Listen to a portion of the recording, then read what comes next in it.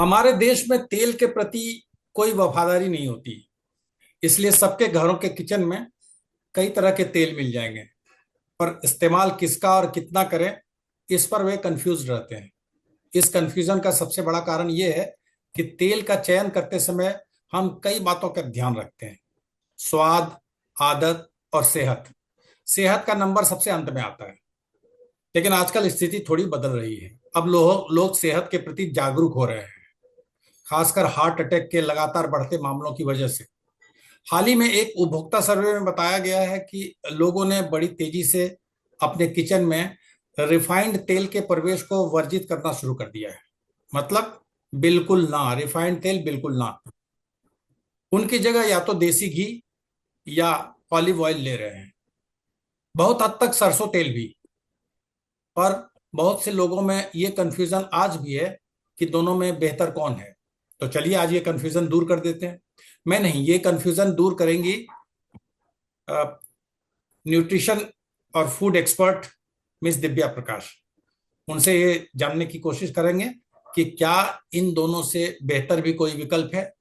लेकिन एक्सपर्ट से बात करने से पहले आपको ये बताना चाहते हैं कि आईसीएमआर यानी Indian council of medical research ने डेली डाइट में अनसैचुरेटेड फैट्स को एक्नॉलेज किया है। लेकिन हम भारतीयों के साथ मुश्किल ये है कि ऑलिव ऑयल हमारी हर कुकिंग के लिए फिट नहीं बैठता। मसलन दाल में तड़का लगाना हो, डीप फ्राई करना हो, उच्च ताप पर तरी वाली सब्जी या मटन चिकन बनाना हो, वहां ये काम नहीं आता, क्योंकि इससे ऑलिव ऑयल की क्वालिटी के डिग्रेड होने का रिस्क रहता है।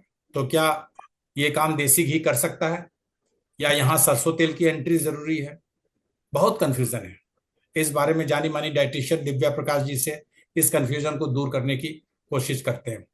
दिव्या जी, स्वागत है हमारे शो में। नमस्कार किशोर जी।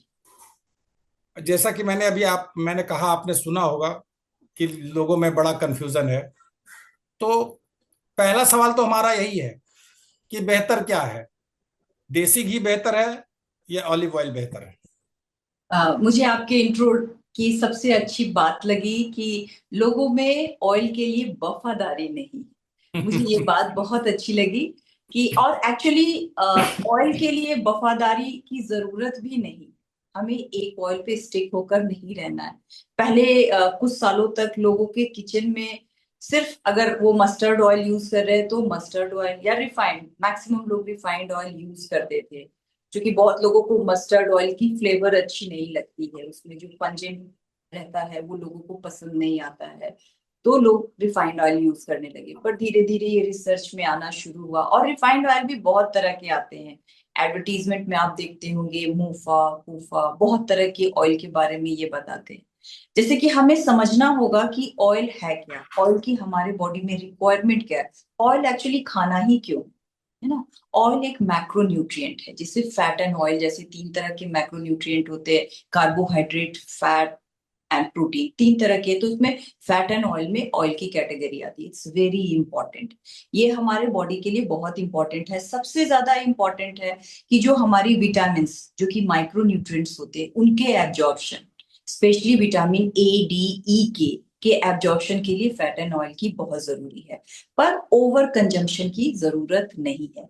विजिबल फैट जो होते हैं, जो कि हम खाने में यूज करते हैं, यहाँ पर एक और लाइन मेंशन करना चाहूंगी। जो हमारी फैट रिक्वायरमेंट होती है, वो बोलते तो है हमें कि 20 से 25 ग्राम ऑयल यूज करनी चाहिए, पर एक्चुअली ये विजिबल फैट होती है जिसे हम खाने में यूज होते हैं करते हैं ऊपर से डाल के।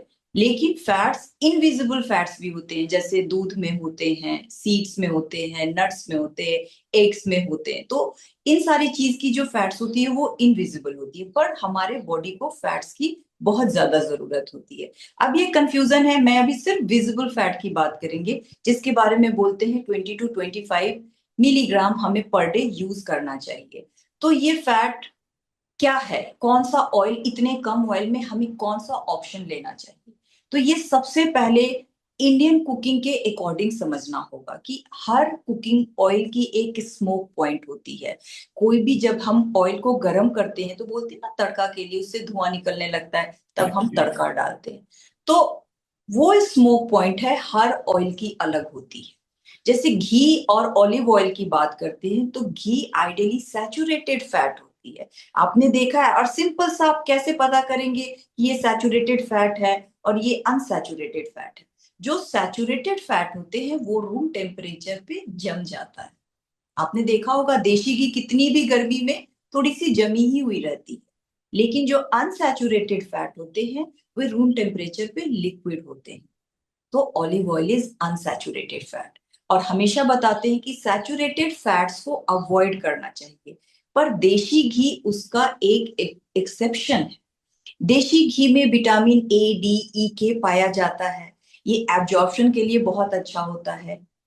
इसके अलावा इसमें जो ब्यूटारिक एसिड होती है वो फैट के डाइजेशन में हेल्पफुल होती है, तो ये वेट लॉस में भी हेल्प करती है और ये ग्रीजिंग का भी काम करती है। इसका स्मोक पॉइंट काफी हाई होता है, जो इंडियन कुकिंग को बहुत फेवर करता है और सपोर्ट करता है।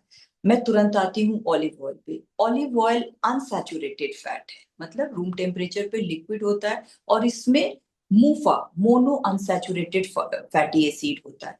तो ये हार्ट के लिए बहुत हेल्दी होता है। पर ऑलिव ऑयल के साथ प्रॉब्लम है कि इसकी स्मोक पॉइंट लो होती है। इनफैक्ट वर्जिन ऑलिव ऑयल की स्मोक पॉइंट लो होती है। तो आप इसको नॉर्मल इंडियन ट्रेडिशनल कुकिंग के लिए, जैसे डीप फ्राइंग के लिए, प्रॉपर तड़का के लिए आप इसको यूज नहीं कर सकते हैं। तो यहीं पर हमारे वफादार न होने की कहानी आती है। हमें ऑलिव ऑयल को कहाँ यूज करना है, देशी घी को कहाँ यूज करना है, मस्टर्ड ऑयल को कहाँ यूज करना है, सेसमे सीड ऑयल को, राइस ब्रान ऑयल को, हमें ये समझने की जरूरत है।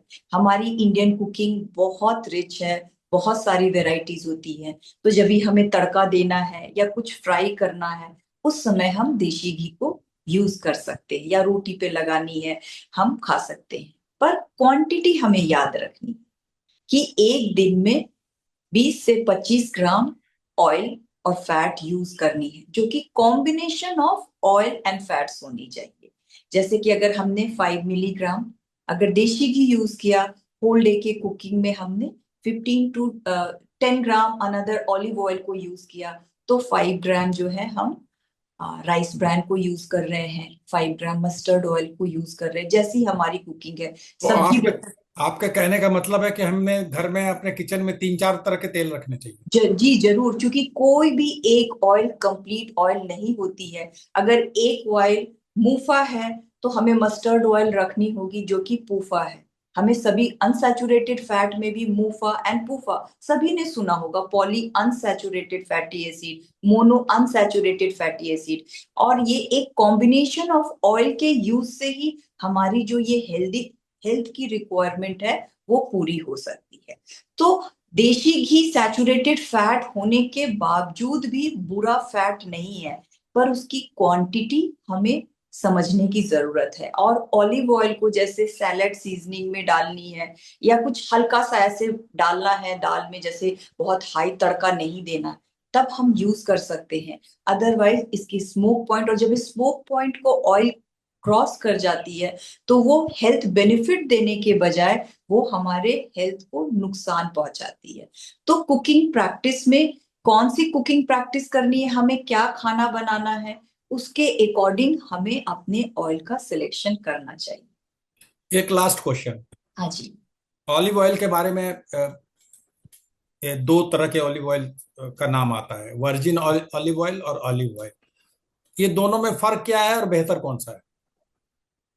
अब हम किस पर्पस के लिए यूज कर रहे हैं, जैसा कि मैंने, देर इज नो शॉर्टकट, हम किस पर्पस के लिए यूज कर रहे हैं अलग अलग। जैसे वर्जिन ऑलिव ऑयल उस पे लिखते हैं तो कुकिंग, वहां पर smoke point normal olive oil से थोड़ी सी ज्यादा होती है। तो अगर हम उसको कुकिंग पर्पस के लिए यूज कर रहे हैं उस ऑलिव ऑयल की भी यूज वर्सटाइल होती है। लोग फेस में लगाते हैं, लोग बॉडी पे लगाते हैं, अपने बाल पे लगाते हैं, कुकिंग के लिए लगाते हैं। जैसे अभी भी हमारे रूरल एरिया, या जैसे हम कह ले मिडिल इनकम में लोगों का टेस्ट बड अभी भी डेवलप नहीं हुआ है कि हम खाने में सिर्फ सैलेड खा रहे हैं और सैलेड ड्रेसिंग कर रहे हैं, है ना। तो उस केस में अगर जिनकी ये टेस्ट है वो दूसरी ऑलिव ऑयल भी यूज कर सकते हैं। लेकिन अगर जो हमारी अवेयरनेस हो रही है हेल्थ के लिए, उसके लिए अगर हम virgin cocoon olive oil use कर रहे हैं, तो वहां पर भी डीप फ्राइंग के लिए यूज नहीं करना है। मैंने लोगों को देखा है ऑलिव ऑयल से पूरी अपनी किचन को चेंज करना, और वो उसको डीप फ्राइंग के लिए भी यूज करते हैं, पूरियां बनाने के लिए भी यूज करते हैं। तो दैट इज रॉन्ग प्रैक्टिस, क्योंकि उस टेम्परेचर पर पहुंचकर वर्जिन ऑलिव ऑयल भी उसकी प्रॉपर्टी, गुड प्रॉपर्टी डिस्ट्रॉय हो जाती है। तो इसीलिए हमें समझना है कि माइंड में हमेशा अति सर्वत्र वर्जित। तो हमारे किचन में हमेशा हमें 4 से 5 तरह की कुकिंग ऑयल होनी चाहिए, और अकॉर्डिंग टू प्रिपरेशन हमें उन ऑयल को यूज करनी चाहिए, according to the smoke point of oil, जो कि इजिली आपको पता लग सकता है कि ये क्या है, हमें कहाँ यूज करनी।